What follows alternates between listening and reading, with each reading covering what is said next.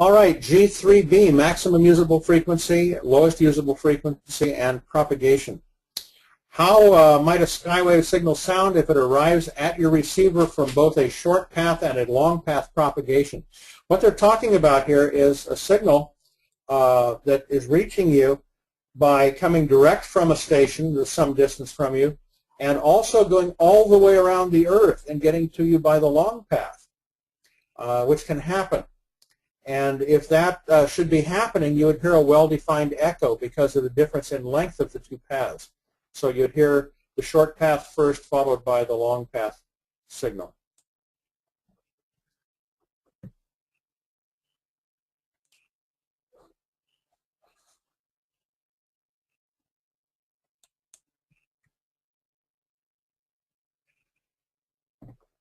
Okay, and here's a graphic that shows that.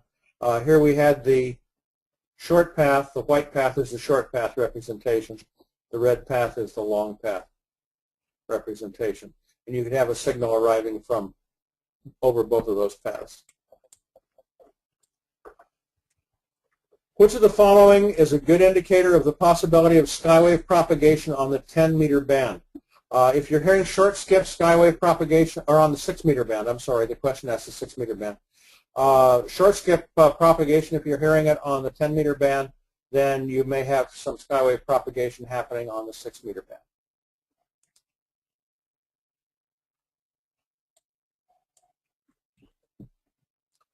Which of the following applies when selecting a frequency for the lowest attenuation when transmitting on HF? Attenuation is a reduction of signal strength, okay, and you want to avoid that.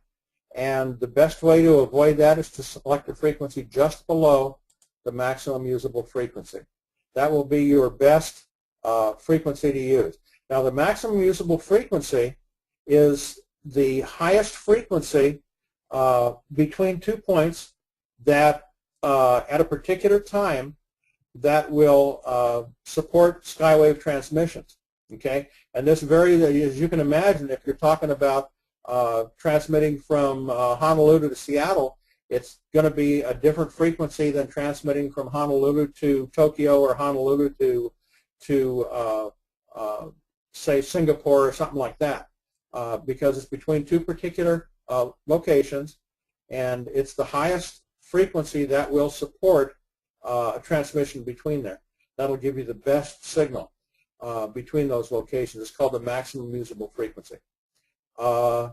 They say it's the median frequency applicable to 50% of the days of the month, and it's specific to that signal path between those two locations. But your best communication will be a frequency just below the maximum usable frequency.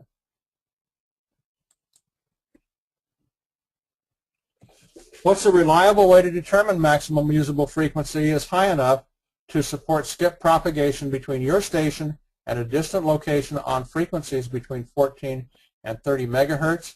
The way to do that is to listen for signals from an international beacon. This is what the beacons are for, is to determine if there is a signal path between you and a place you want to talk to.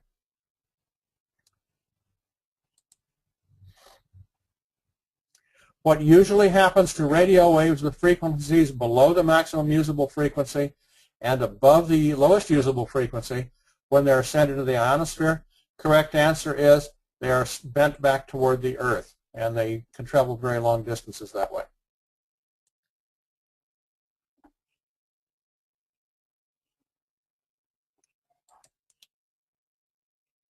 What usually happens to radio waves with frequencies below the lowest usable frequency? They are completely absorbed by the ionosphere.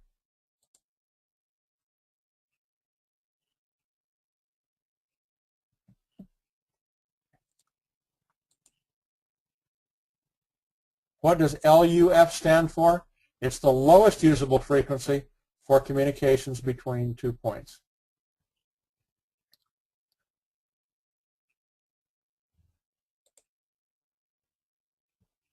What does MUF stand for? It's the maximum usable frequency for communications between 2 points.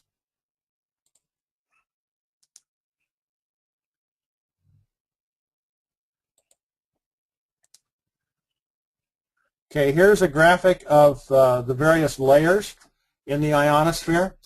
Here is, I guess this is your station here since you're transmitting, right?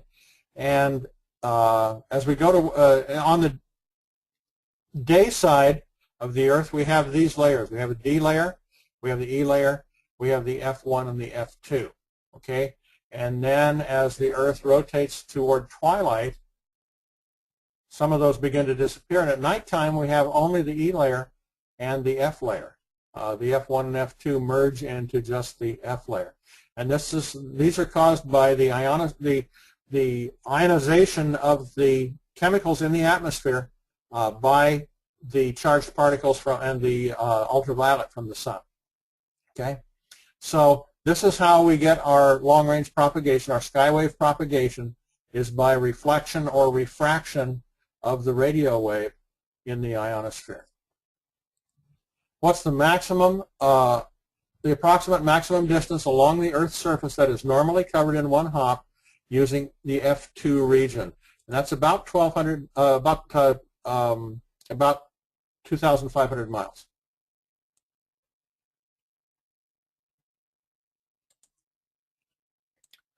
What's the approximate maximum distance along the Earth's surface that's normally covered in one hop using E region?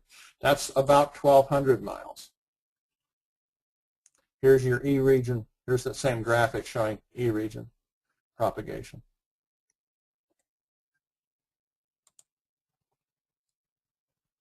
What happens to HF propagation when the lowest usable frequency exceeds the maximum usable frequency? In other words, there is no frequency that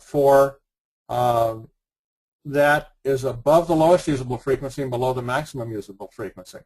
And the answer is no radio frequency will support ordinary skywave communications over the path. Now, the fact that they're asking the question leads me to think that this may be possible, but I can't quite conceive of it in my mind. But I guess there are times when you just can't operate at all, and this would be one of the explanations for it.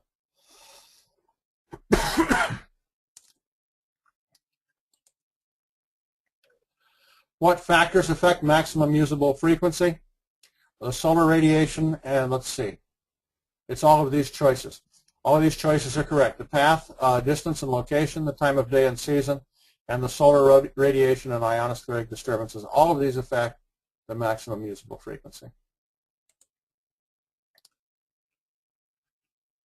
Okay, and here we have another graphic that shows the sun. And on the sun side, we have this more complicated layering structure. On the night side, we have the more simple. In this case, they're showing only an F layer. Down here on this graphic, we have daytime D layer, E layer, F1 layer, F2 layer, and they show the various heights above the surface of the Earth. D layer, 30 to 60 miles. It's the most dense layer, it says. The E layer, 60 to 70. F layer, F1 layer, 100 to 140. The F2 layer, 200 to 300 miles.